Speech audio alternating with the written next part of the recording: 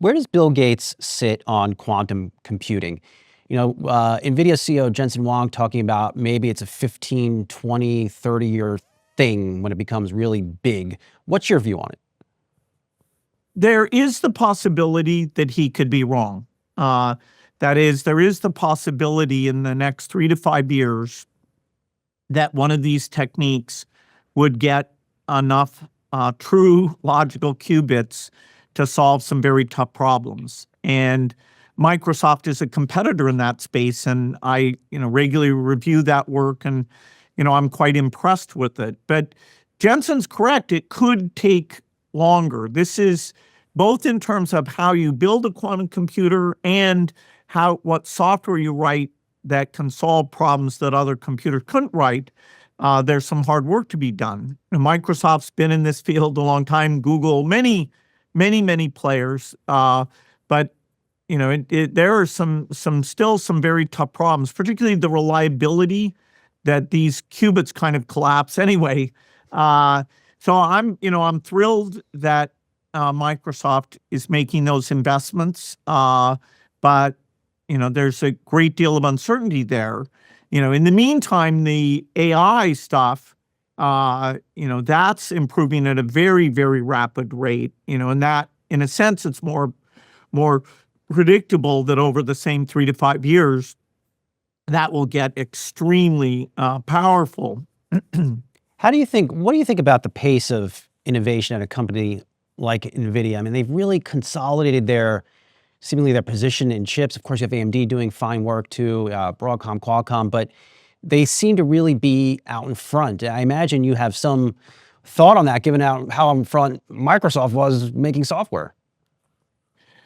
Well, if you say, what are the 7 most valuable companies in the world, put aside Aramco, they're all these tech companies, and the newest arrival to that list is Nvidia. And the fact that Jensen doesn't even make his own chips, that everybody has TSMC available, is all the more credit to him that at the design level, the silicon, the buses, the interconnects, the way they've done things is pretty fantastic.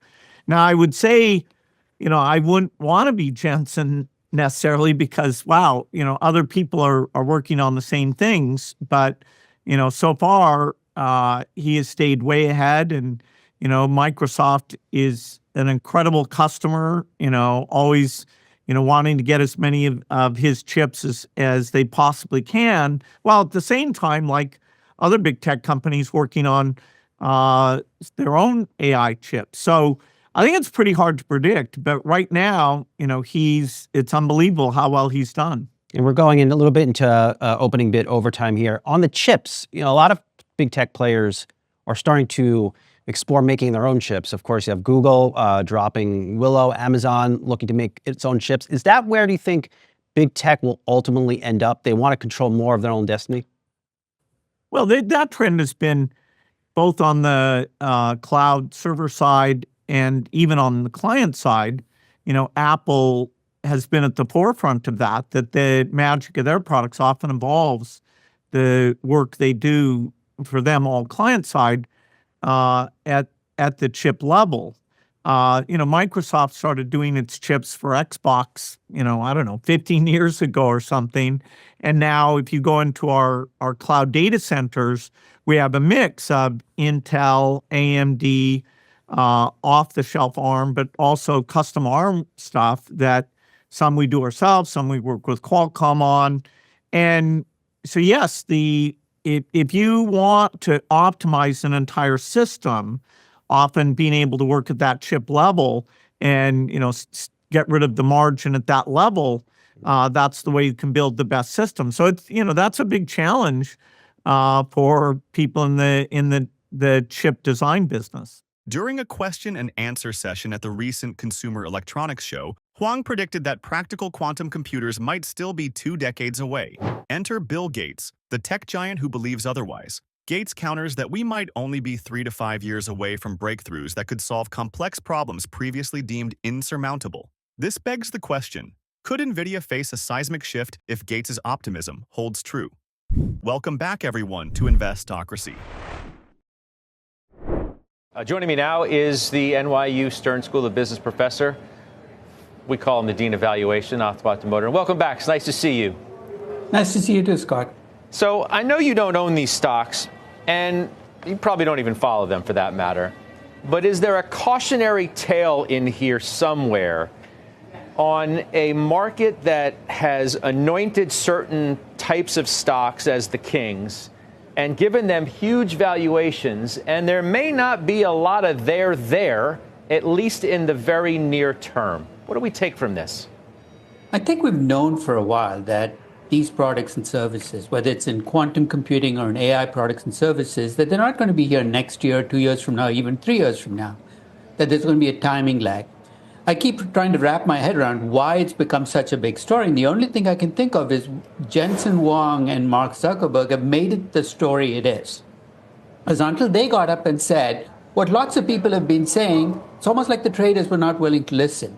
So I wouldn't be surprised if this wasn't the first of a wave of these things you see this year where somebody with credibility gets up there and says, guys, we're getting way ahead of the game here. This is not going to happen in the near future. You're going to value the companies based on that premise. I mean, you can have bubbles in certain pockets, small pockets of the market without having a bubble in the entire market. I mean, we've discussed that many times. Is that what you would look at in a case like this, that it can be a self-correcting mechanism as well that doesn't necessarily need to upset the whole story? And these are not really companies in the traditional sense. They're really options on products. And collectively, if you look at the market cap of these companies, even before the correction, it's small. I mean, it's petty cash for many of the big tech companies. My guess is the best end game for many of these companies, they get acquired by one of the big tech companies. So if you're going to be trading in this space, I think you're trading for who's going to get acquired by whom rather than what will these companies become as steady state companies, because there's really no business right now that you can point to at any of these companies.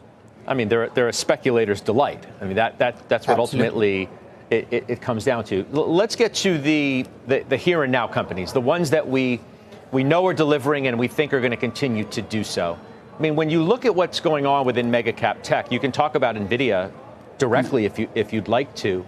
I mean, what do you see after a group of stocks sort of ran out of gas, got reignited, we had a top-heavy market, and now seem to be in question, at least in the near term, because of the move partly in interest rates? We're seeing what happens when the Mag 7 pulled back in the last 6 weeks in the market. Without those stocks pulling the market ahead, you're going to come back to earth. And that's, again, not a bad thing.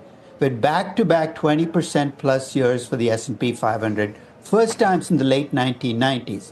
Doesn't mean that this year has to be a bad year, but it's time, I think, to take a break and say, hey, you know what? Getting a 9% return on stocks is not a bad return. But I think people's expectations have been set so high based on what's happened in the last couple of years that might be time for a correction. Nvidia's Jensen Huang is firm in his belief that the quantum leap is another 20 years away, whereas Gates exudes cautious optimism about seeing powerful quantum computers in just a few years. Gates bases his optimism not just on blind faith, but substantiated insights. Having reviewed Microsoft's quantum computing projects firsthand, he is impressed with their progress. But before going on with the video, are you into cryptocurrency? If so, check out our second channel, Investocracy Crypto. We bring you breaking news, expert analysis, and the latest trends in the fast-moving world of digital assets. Whether you're a seasoned crypto investor or just curious about the future of finance, we've got something for you. Click the link in the description to subscribe to Investocracy Crypto now. Don't miss out and stay ahead of the game. Now, let's get back to the video. But don't you think the environment is still pretty positive for stocks? If I told you just baseline, you know, the economy's at a good place, and now we're going to re-up some tax cuts, and we're going to have deregulation, and we're going to enable more deals, and that in it of itself is going to be a stimulant for stocks. You could argue that much of that has already been priced in. It's almost like the market started expecting a Trump win middle of last year. I mean, got there well ahead of the pollsters and the experts, and I think it started building it in. The tax cut itself, I would not put too much weight on it because I don't see it as a collective tax cut like it was last time. This is going to be more selective, the 21% down to 15 or whatever it turns out to be. So I think if there's a gain here, it's going to be in sectors that are particularly heavily taxed, or sectors where regulation is a challenge. So it's rather than market-wide, it might be in smaller sectors, but those sectors don't have the market cap to carry the entire market. So you got to still keep hoping that big tech doesn't give up too much of its gains, because if it does, it's going to be too difficult to make it back up. I mean, when you look at the move in rates as the Dean evaluation, as we refer to you as, do you say that, where I thought maybe the market was sort of pushing the limits on the multiple is now going to be pressured even further? Because how can you not have a pressured multiple in a different interest rate environment? No, I think it really depends on, first, whether rates continue to go up and why they go up. If they go up because the economy is stronger, I think the market can sustain it. If they go up because inflation is increasing, I think the market's going to have a really tough time dealing with that. So not only should we keep our eye on what rates do, but we should also be keeping our eye on what inflation does, because it's that dual effect that's really going to play out in markets. I mean, do you think it's going to be more of the former than the latter? I think it's going to be more of the former, but there's a very real risk of the latter. I mean, I think that you can't rule out the risk that inflation pops back up again, especially if the economy starts to overheat. So I wouldn't put those worries away, because that worry is real, and the market seems to be concerned about it as well. Microsoft is not alone. Google's quantum AI lab is making strides as well, with their Willow chip pushing boundaries like a tech superhero. Willow performed a calculation in under 5 minutes that traditional supercomputers would take eons to complete. The implications here are jaw-dropping. D.A. Davidson's analyst, Gil Luria, pointed out that quantum computing could replace some current GPU use cases due to its speed and efficiency. He introduced the notion of quantum computing being an existential threat to Nvidia. But before going any further, if you made it this far into the video, thank you. These videos take a lot of effort and time to make, so if you enjoyed them, please hit the like button and subscribe to the channel. This goes a long way in helping us grow. That said, back to the video. I don't think you veered at all. I was waiting for you to talk about Trevor Noah mentioning Nvidia. I thought that's where you were going. That did come up early. I think, do we actually have that sound built? I think we racked it. I'm not sure we'll get to it, but that was like the first thing. That sent chills through me, because that meant that there isn't an area of the world that doesn't own Nvidia, and that kind of has to end before you can buy it. Trevor Noah. Nvidia looking down again. Obviously, the broader market is going to be down, but it was down on Friday. Right. Obviously had a historic loss last week. Right. Made some of it back from the week ago loss on Monday when it was down that 17% on worries about DeepSeek and what that's going to mean. Very interesting journal story today that gave some, I thought, decent background on the back and forth between the Biden administration and Nvidia. At least gave some sense as to why there might have been some frustration on the part of the Biden administration with Nvidia, and put in those last-minute restrictions that you have been very angry about. NVIDIA did everything they were told to do. And they have evidence that Singapore did not bring it. They have actual evidence of where Singapore put their chips. But I think that this company has now been footballed, so to speak. And when I meet people, they own it. And I'm not trying to help people. I don't want people to lose money. But I think there's a cohort of NVIDIA that doesn't know what NVIDIA does, that's worried about DeepSeek. I'm not as worried. I do think that the CUDA platform that they have is going to come out fine, and that the more GPTs there are, they are a winner, but they're in quiet period. And during quiet period, people get very nervous, and they sell. I mean, I did a lot of work on NVIDIA this weekend, and then you watch the Grammys, and you say, well, geez, all my work was just nullified by a guy whom some people regard as a comedian who mentioned it. I don't want the broad notion. NVIDIA is a fraught stock in the sense that everybody owns it that I talk to, but it's a great company, and I think ultimately it will be a winner, but it has to be a loser first before it's a winner. As the narrative unfolds, NVIDIA's ability to evolve alongside and integrate with quantum technology could very well drive its next phase of growth. It's a balanced dance of risk and reward that will entice any forward-thinking investor. Currently, NVIDIA remains a leader with its robust GPU offerings, keeping a stronghold on the market. But what do you think? Share your perspective. Finally, if you would like to know what companies like NVIDIA have been up to these past few days, go ahead and click on the next video on your screen. See you there.